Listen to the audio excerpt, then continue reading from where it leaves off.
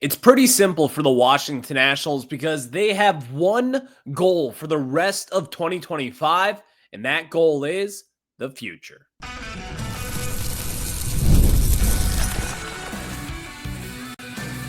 You are Locked On Nationals, your daily Washington Nationals podcast, part of the Locked On Podcast Network, your team every day.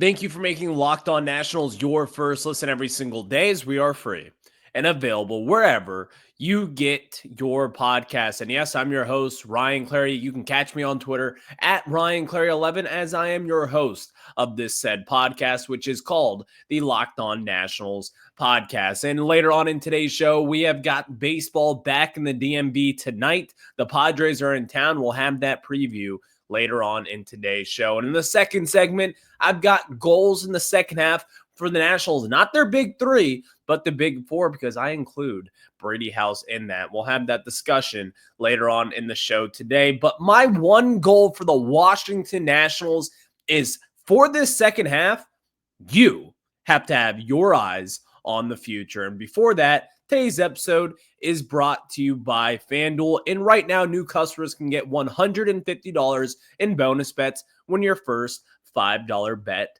wins. The Washington Nationals in 2025, your season is practically done.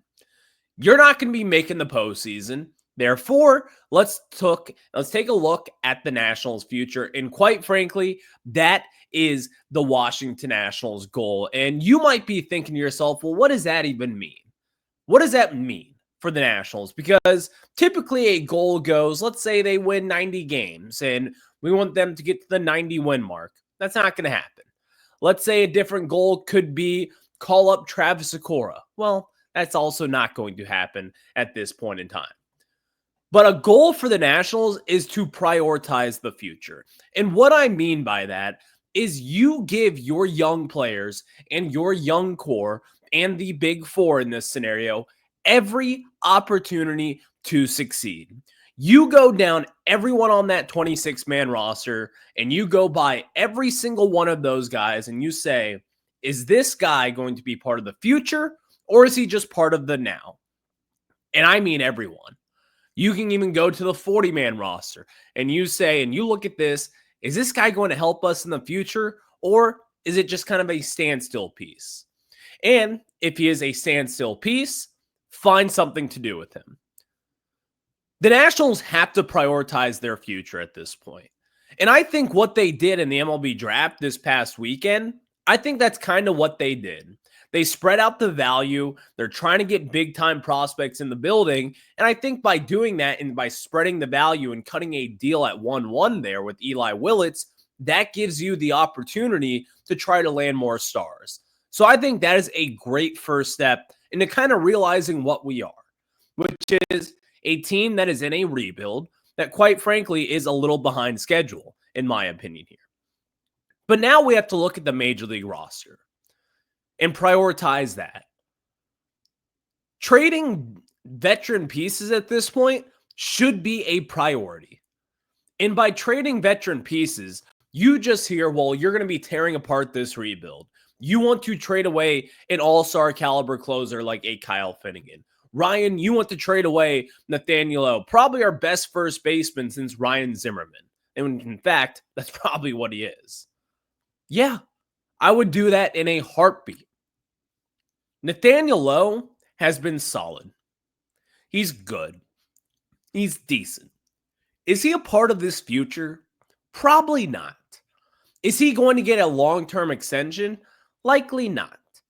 And honestly, can you do better there? And is there a pretty decent chance that you can and will do better there? I would say yes. Maybe not at this point, maybe not in 2026, but I'm willing to kick the tires on that. You have to go by every single person in this roster and say, this person is either part of the solution, or if they're not, move off them. I am not selling big time pieces. I'm not trying to sell a CJ Abrams. I'm certainly not selling James Wood or Dylan Cruz or Brady House. I did not mention MacKenzie Gore. I'm not selling him, but if someone's trying to come and buy him, that's a different situation there that we talked about a few days ago. But the Nationals right now are projected to go 64-98, and they could easily end up with 100 losses at this point. They can't pick in the top 10 of next year's draft. You have to find some value at this year's trade deadline. And by that, you have to figure out who is part of this future. That should be the Nationals' goal. Future is a big word here that we have talked about a lot on this program. But I think it's for good reason. Because the Nationals right now, while we thought there would be a chance of them being a wild card team this year, that is certainly not the case. The Nationals are in a very bad situation. They are 5th in the NL East. And again, the first half was one of the most disappointing first half of the season since 2021. And even before that, it was just a brutal start for the Nationals this season. But what we can do right now, with what we are given, is do the same thing that we have been doing these past few seasons. And fans hate it. You hate it. I hate it. We all hate it. But at the end of the day, this is the right thing to do. The future has to be in Mike DeBartolo's eyesight. He has to be able to see that Kyle Finnegan is not a part of this future. He has to see that Nathaniel Lowe is likely not part of this future. And if you can answer that pretty handedly, which I think that he can, then you take the best offer for them. No ifs, ands, or buts about it. If you think Luis Garcia Jr., someone who has been solid here at times, is not a part of this future, then you move off of him as well. You have to figure out who is a part of this team moving forward. And while tanking is not the right option, because again, the Nationals are not eligible to pick inside the top 10 of next year's draft, you have to prioritize what matters most, and that is the young guys. If you have guys down in AAA for, let's say, Marquise Grissom Jr., if you think that he can be something for this Nats bullpen, and if he is ready to take the jump, then let's have him take that jump. Let's have him come up and see what he can do. If you look at a guy like, let's say, Yo-Yo Morales, someone who has been a very streaky hitter, has had some struggles in AAA as he's adjusted to the higher level here. But if you think he is a serious part of this team's future, and if you think that he can be the future first baseman, or that he has the ability to take that next step, let's see him up with the Washington Nationals. The future is the priority. Because right now, the Nationals in this season, quite frankly, they don't have hope. This team cannot figure it out. But what you can do is try to figure out the future and prioritize that. Mike DeBartolo, my one message to you, as you are the interim GM here in town, and quite frankly, you might be the full-time GM by October. We don't know at this point. But you have to go into this thing thinking that this team is a mess, which it is.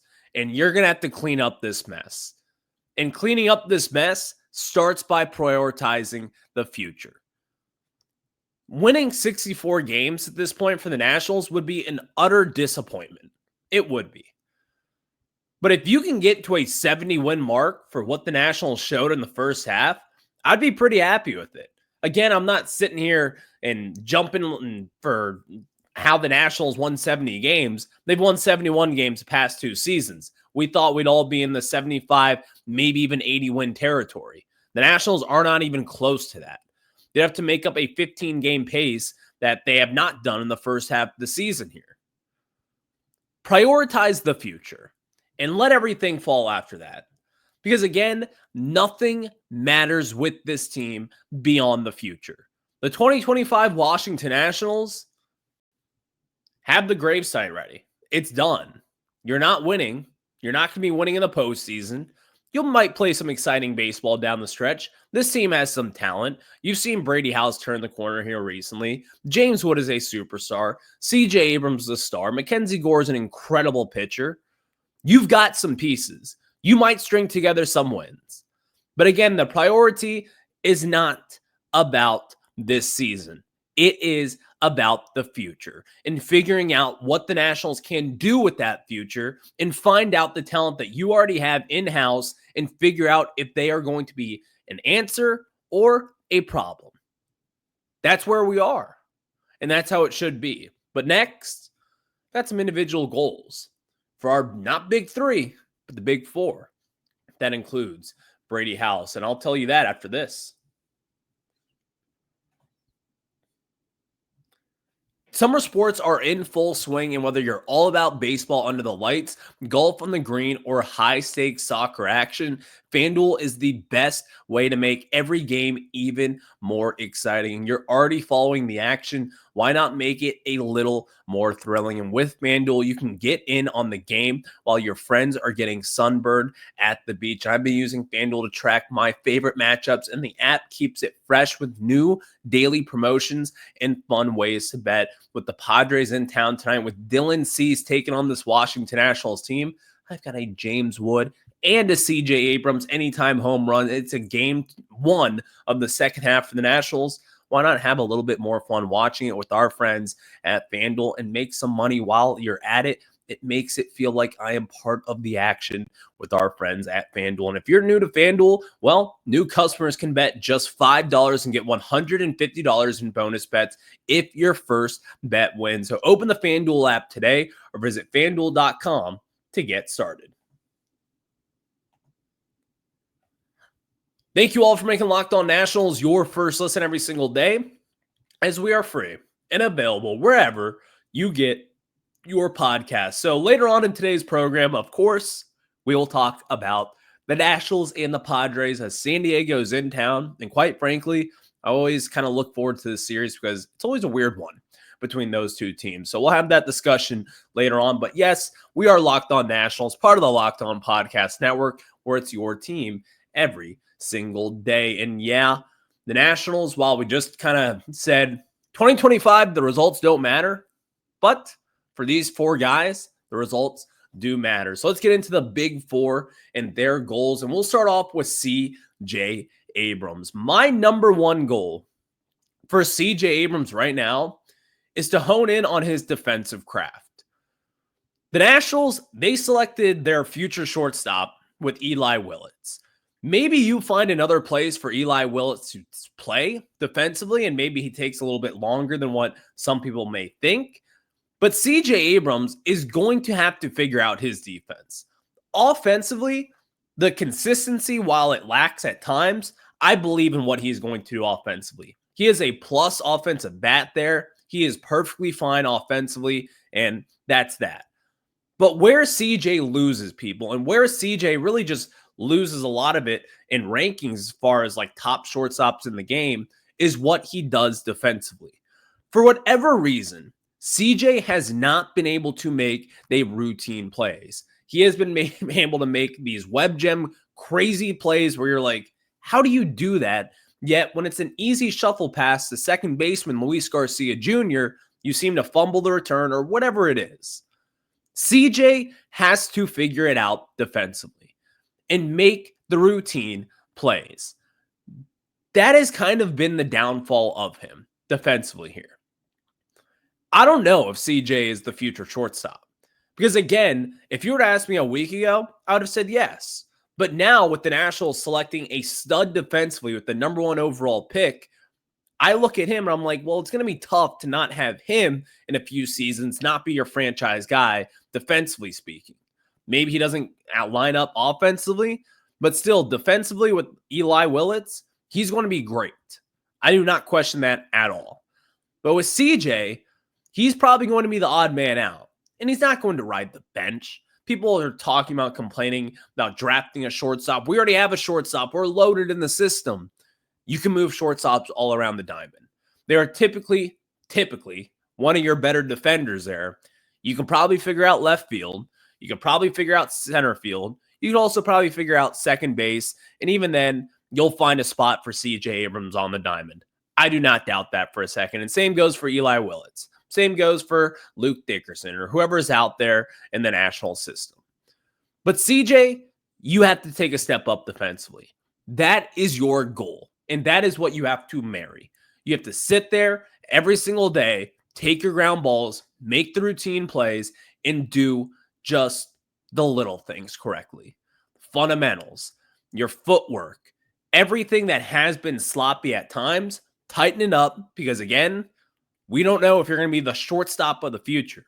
You might be the second baseman or the left fielder or the right fielder of the future, but I don't know if you're going to be the shortstop of the future. So, again, stay solid defensively and continue to be better. That's my number one goal for C.J. Abrams. My number two for MacKenzie Gore is maintain less than 3 walks per 9 innings. He is at currently at 2.9 and also maintain a sub 1-2 whip. Now, I'm not 100% sure about the whip. I think that might be inflated a little bit as the season goes on. But what Gore has struggled with these past few years is command. And at times, it's kind of been the snowball effect. But this year, while he was an all-star, he has proved that he is going to be an ace for the Nationals. He has proved that if he walks less guys, which was his main issue, the results are tremendous. Continue on that pace, MacKenzie, because at times we have seen you get a little erratic, not this year, but in years past when you are rolling. We've seen you get erratic, lose command, lose sight of your goals. And that's kind of when things get a little lopsided. I think if Gore can maintain a sub 3 walk per 9, then this is your best pitcher by far. This is a Cy Young potential kind of arm here with MacKenzie Gore. And some people might say, because again, I just talked about how I wouldn't be totally upset if we traded him a few days ago. Check out that episode on Wednesday. But still, MacKenzie Gore has been great. He has been awesome. And if he can take control of his command and continue to walk less than 3 guys per 9 innings, the Nationals will be in business here. This guy is a legit Cy Young potential kind of guy, in my opinion. I think that's what he is. And if he can continue to have that strong command and finish out strong for a full season, watch out. Because this guy, he's a stud. Let's get into James Wood. Your big 3. James Wood, I mean, all the goals that we have set for him, he has quite frankly already reached. But now my goal is, and not really a goal, I think he's going to do it, but hit 40 home runs. You're at 24 home runs right now. And also, my little secondary goal is get on base around 40% of the time. Both those things, I think, are very reasonable. And I think if James Wood can start to draw way more walks, and again, he has done that at a pretty elite rate at this point, but if he can find ways to get on base more, getting James Wood and his speed on base as well, his 70th percentile speed, that is a big deal for the Nationals to try to generate runs. And as we have seen with Brady House batting behind him, Brady House started to light it up a little bit. And again, that is a big deal for the Nationals because you finally have someone who can hit in James Wood. Nathaniel Lowe at times has been able to drive in Abrams and Wood, as we've seen with the high RBI numbers that he has put up this year. But he might not be here in a few weeks. He might be on another team. He might be on the West Coast, and the Nationals may trade him to the Boston Red Sox. They may move him to the Orioles. Whatever it is, they could be looking to move off him. And that's going to be a big spot for Brady House to be in. So with James Wood, again, I mean, what else can you say about this guy? He's probably going to hit 40-plus home runs. And if he can get on base around 40% of the time, if this guy was on a good team, we'd be talking about an MVP candidate. He's not going to be an MVP this season, but he's certainly going to cast some votes. He might finish top 10 as far as MVP goes, or top 5 at this point. He's a superstar. He's going to continue to be a superstar. I don't even think that we should put a cap on what his ceiling could be because we don't know at this point. He's 22 years old, and he's a superstar here in DC. So James Wood, hit 40 home runs and get on base around 40% of the time. Brady House, love this guy. I want you to slug 400. He is at 376 right now with 2 home run and 5 doubles. He crushed the baseball this past week and had a 643 slug over his last 7 games with those 2 home runs over the weekend in Milwaukee.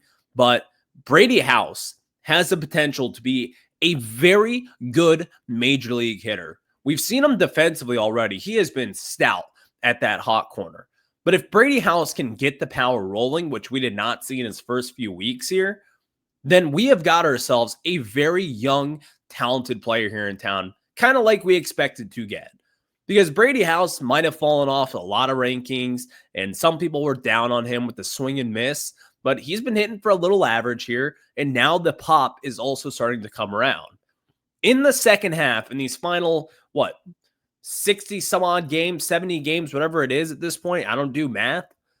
If he can slug at a 400 clip, that is a huge, huge progression for this team, because you will now have 3 marquee offensive pieces on this team. And quite frankly, you only need 2 to 3 more guys. And then the Nationals could turn this offensive thing around and finally start to see better results, because the offense has been better this season. The power, thanks to James Wood and CJ Abrams, has been better, but it could be a hell of a lot better. And it starts with Brady House. So just kind of go through it real quick. CJ Abrams, stay consistent and be better defensively. That's his goal. MacKenzie Gore, have a sub 3 walk per 9 like he has been doing already, and maintain a sub 1-2 whip on this season. James Wood, be a superstar. Hit 40 home runs, which he's going to do, and get on base around 40% of the time. And then Brady House, slug 400. He's at 376 right now. And yeah, slug 400. Get that power going. You'll have a long career here in DC. But the Nationals are back in DC tonight. They face the San Diego Padres. Dylan Cease is starting for those San Diego Padres, and the Nationals have yet to announce a starter. But we'll get into that after this. Thank you all for making Locked On Nationals your first listen every single day, as we are free and available wherever you get your podcasts. As the Nationals get ready to take on those Padres tonight, I'm Ryan Clary, host of the Locked On Nationals podcast. Check us out wherever you get your podcasts. And if you haven't looked at our episodes all week, Monday's show, I talked about Eli Willits and what he brings to the table here in DC. On Tuesday, we talked just kind of about the ownership and if you trust them or not, getting the next GM hire right. I was joined by my guy, Toby Altizer. That was a great discussion on Mike Rizzo, great discussion on the Lerner ownership group, DeBartolo, and all the issues surrounding the Washington Nationals. And then on Wednesday's show, I made my case as to why I would consider trading MacKenzie Gore, not just for anybody, but if they meet a price tag that is warranted for MacKenzie Gore. So hearing that discussion, but now let's talk about baseball. It's been a long few weeks here, talking a lot about the front office, the MLB draft, but the Nationals, they still have to play a game tonight. And with Dylan Cease on the bump and with the Padres in town, it's one of those things where I kind of get up for this series. The Nationals and the Padres, with Juan Soto back in San Diego, or if he was back in San Diego, you would look at this team and kind of think to yourself, like, man, this is a fun matchup because there's a lot of connections here. And right now, we have got their former top prospects with James Wood, who's an MVP candidate, MacKenzie Gore, who's a Cy Young contender some seasons, and then, of course, CJ Abrams, who might be your franchise shortstop, or even then is a very good all-star caliber player. And we also have Josh Bell, former Padre as well. But we all know the connections with this team. It's been made for years. We have debated the Juan Soto trade. I think right now it's safe to say the Nationals did win that trade. But you've got Dylan Cease going up against the Nationals tonight, who, by the way, is a free agent. And after this season, a lot of people are expecting him to get a pretty decent deal. But so far this season, their ace, again, someone they gave up a lot for with Dylan Cease, he has a 1.33 whip over his 19 starts and a 4.88 ERA. Talk about a terrible contract year that Dylan Cease has had. I mean, it has been a very, very tough showing for him because last season he was good. He had a 3.47 ERA. He had a 1.07 whip, which I think kind of tells a better story. But right now you're at a 1.33. That is his highest since really 2023 when he was on that god-awful White Sox team. And before that, his previous bad whip was back in 2020, his second season in Major League Baseball, and even then, a COVID-struck year. Dylan Cease is not the monster that we saw the past few years. This is not the guy who was dominant in 2022. And again, the Nationals, they could easily whoop this guy around tonight. And right now, we don't know who the Nationals are starting. So it's kind of hard to say, well, the Nationals might have their number, but still, Dylan Cease is not the guy that we expected him to be. So maybe the Nationals get lucky tonight. But again, I'm looking at our big four. MacKenzie Gore, likely not going to start tonight. He pitched in the All-Star game a few days ago. Probably give him a few extra days of rest. But James Wood just came back from the home run derby. Put on a show, by the way. He was eliminated in the first round, but still incredible to see our superstar on the big stage in Atlanta. That was really cool. And CJ Abrams, not in the All-Star game, but still another guy that I would like to see take advantage of pretty poor pitching here in town. Maybe the Nationals finally find a way to click. And tonight, the second half of this team, the next really 2 weeks until the trade deadline, the next 13 days, is July 18th right now. The deadline's on July 31st. The Nationals are going to have a lot of questions to answer. And right now, the Nats are in a pretty tough situation. But you could turn this thing around. And I'm not saying make a playoff run, but you could string together some wins against good ball clubs who are in contention of an NL wildcard race like the San Diego Padres. Let's make it fun. The second half starts tonight, and you're going up against a big-name pitcher, but someone who has not put up good numbers this season. And the Nationals very much so could take advantage of that. So we'll catch the second half tonight. You guys enjoy the weekend. I will catch you on the flip side for a Monday normal scheduled programming with a Nats stock report. But until then, have a good one. Go Nats.